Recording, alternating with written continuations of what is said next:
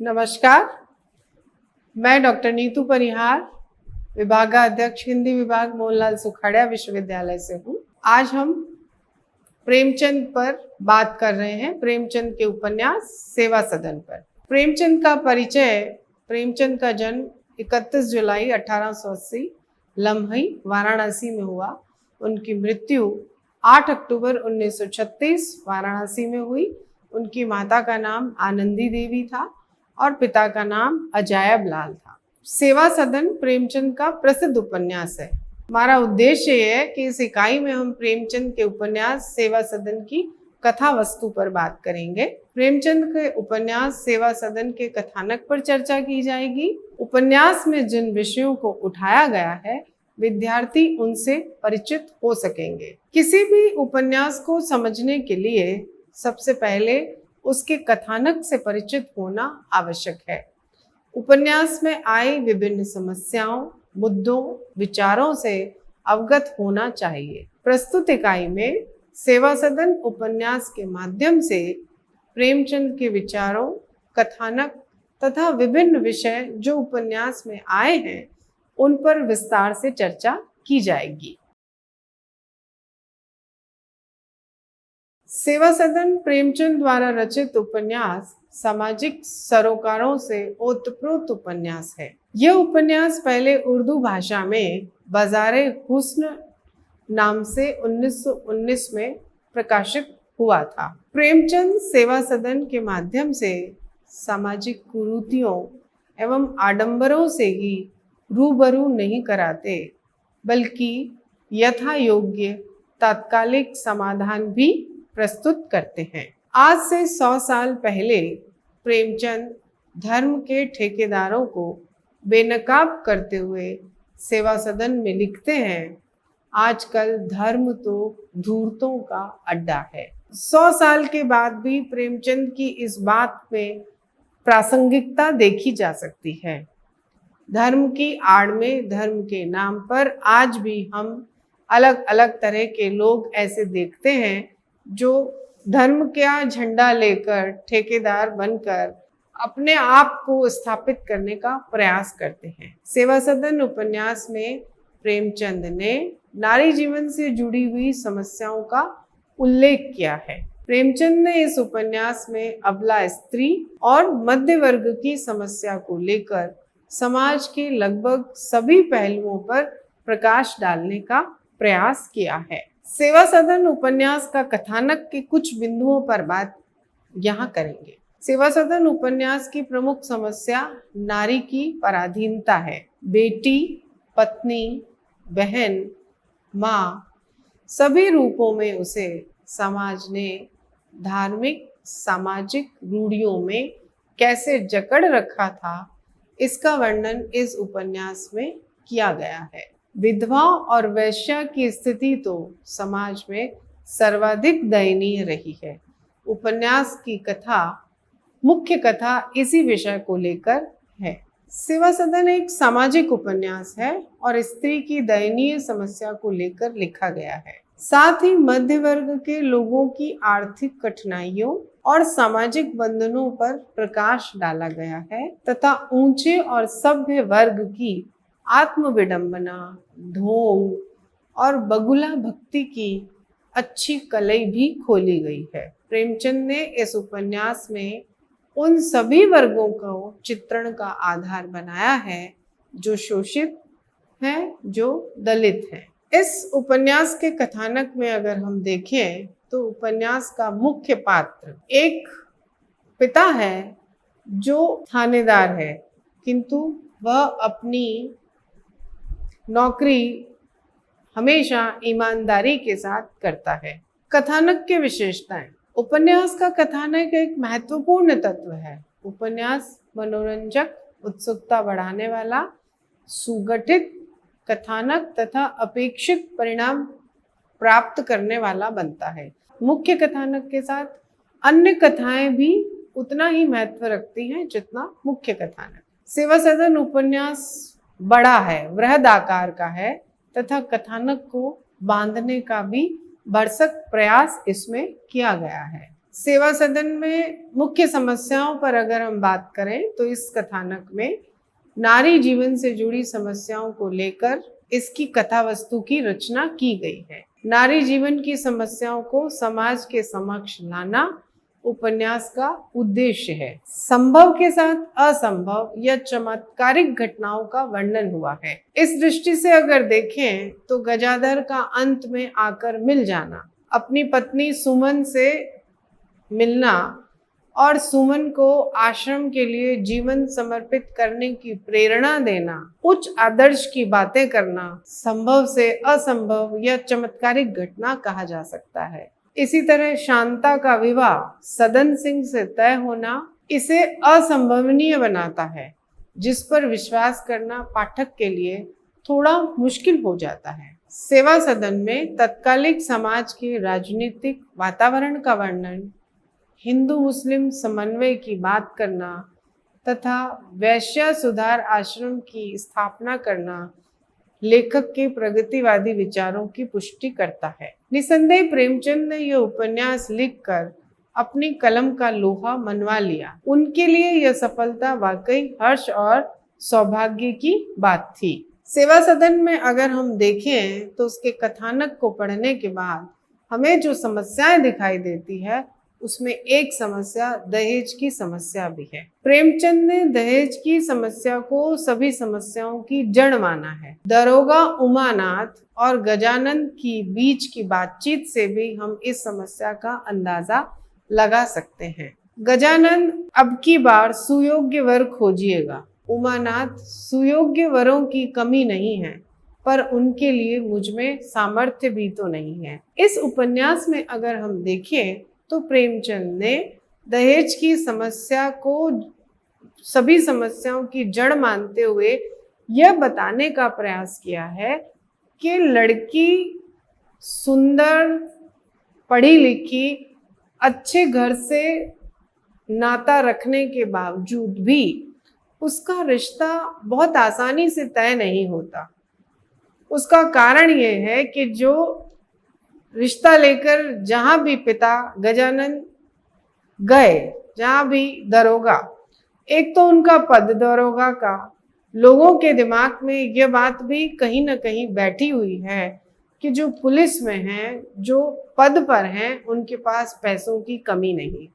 जबकि दरोगा उमानाथ अपने जीवन में कभी रिश्वत नहीं लेता। उनकी पत्नी हमेशा उनसे कहती रही कि पैसों को बचाइए, बेटियों के विवाह में काम आएंगे, लड़कियों के विवाह में जरूरत पड़ेगी, किंतु शायद दारोगा ने कभी इस बात पर विचार नहीं किया। और जब बच्चियां बड़ी हो गई, उनकी लड़कियां बड़ी हुई, तब उन्हें लगने लगा कि अब तो इनका रिश्ता किया ही जाना चाहिए।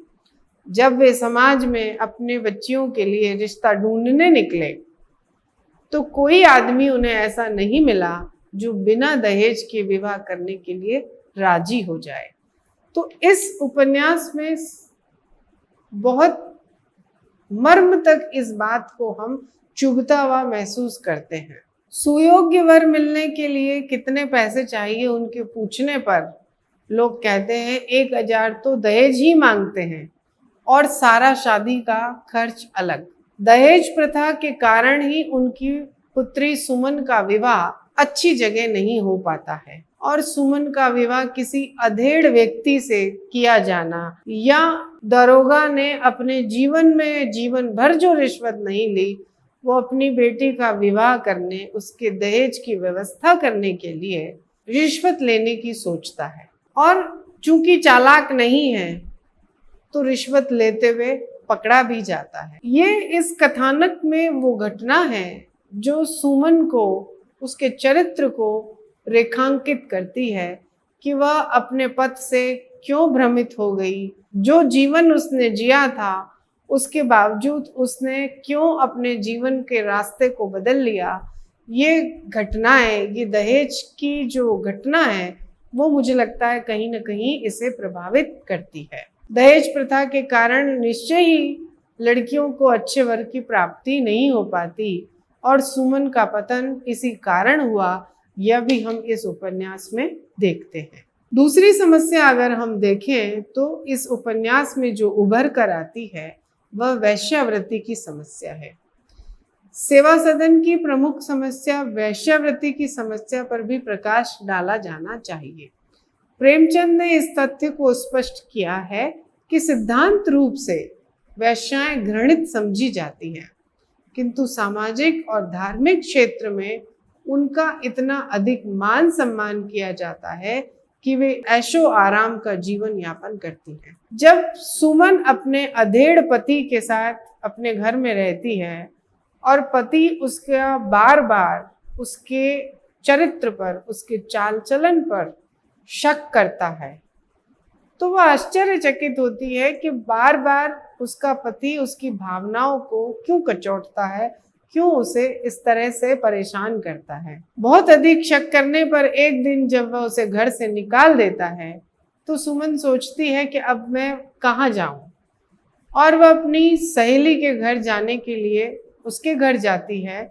तो गांव वाले वहां पर भी उसका जीना दुर्भर कर देते हैं। समानांतर वह देखती है कि उनके गांव की जो वेश्या है, लोग उसे बड़े सम्मान के साथ अपने घरों में बुलाते हैं, उसका सम्मान करते हैं, उसे पैसा देते हैं, जबकि वह सीधा सरल जीवन जीना चाहती है, तब भी लोग उसे जीने नहीं देना चाहते। तो अंत में वह सबसे परेशान होकर उस वेश्या के साथ रहने के लिए चली जाती है, उसके साथ रहना शुरू करती है। ये घटना भी इस बात को बताती है कि समाज के लोग कितनी संकीर्ण मानसिकता लिए हैं। वे स्त्री के आचरण पर, उसके चरित्र पर बहुत आसानी से लांछन लगा देते हैं, उसे चरित्रहीन कह देते हैं। ये जो चरित्रहीन कहना है, ये स्त्री के आत्मसम्मान को बहुत कचोटता है, बहुत उसे भीतर तक द्रवित करता है। इस दृष्टि से भी सेवा सदन उपन्यास को अगर हम देखें तो प्रेमचंद ने बहुत गहन अध्ययन के बाद शायद इन घटनाओं का वर्णन अपने उपन्यास में किया है। तीसरी समस्या जो उभर कर आती है इस कथानक के आधार पर, वह है रिश्वतखोरी की समस्या।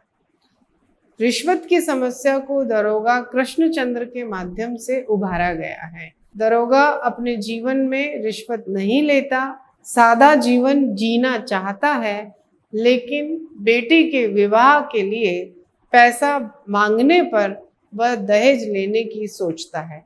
वह सोचता है कि सारा जीवन मैंने रिश्वत न लेकर शायद गलती की, मुझे अपने जीवन को ऐशो आराम से जीना चाहिए था और भरपूर रिश्वत लेनी चाहिए थी। यह समस्या भी इस उपन्यास में उभर कर आई है। चौथी समस्या जो उभर कर आती है वह है धार्मिक ठगी की समस्या। प्रेमचंद ने अपने समसामयिक जीवन में होने वाली ठगी का भी वर्णन किया है।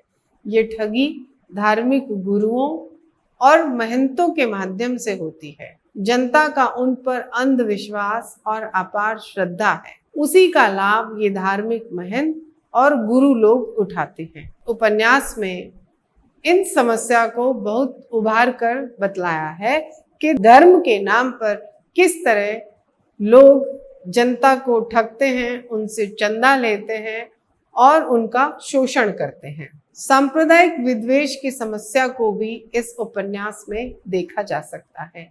प्रेमचंद ने इस उपन्यास में तात्कालिक समाज में व्याप्त सांप्रदायिकता को भी उठाया है। सांप्रदायिक समस्या के अंतर्गत प्रेमचंद ने हिंदू और मुसलमानों की अतिवादी विचारधारा का उल्लेख कर इस तथ्य को स्पष्ट करने का प्रयत्न किया है कि कुछ लोगों की उग्र विचारधारा सांप्रदायिक भावनाओं को इस प्रकार उभार देती है कि लोगों में परस्पर वैमनस्य बढ़ जाता है।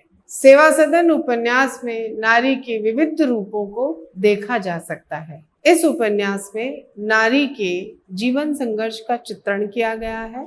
नारी के आदर्श रूप का चित्रण भी हम इस उपन्यास में देखते हैं। नारी का मनोवैज्ञानिक पक्ष भी यहाँ उभारा गया है। बेटी के रूप में नारी, पत्नी के रूप में नारी, बहन के रूप में नारी, वैश्या के रूप में नारी इस उपन्यास में देखते हैं। आदर्श सेविका के रूप में भी नारी को देखा जा सकता है। सुमन जो प्रताड़ित होकर, पति द्वारा प्रताड़ित होकर घर से निकाली गई, फिर वह वैश्यालय चली गई, वहां से वह अपने जीवन को उन बच्चों के लिए, उन लोगों के लिए समर्पित करती है जो समाज में तिरस्कृत हैं, जो समाज की मुख्य धारा से अलग कर दिए गए हैं। सेविका के रूप में अपना बचा हुआ जीवन उनकी सेवा में बिताती है। तो आदर्श सेविका के रूप में भी नारी को प्रेमचंद ने इस उपन्यास में दिखाया है। आदर्श संचालिका के रूप में सुमन को दिखाकर उन्होंने आदर्श की स्थापना की है।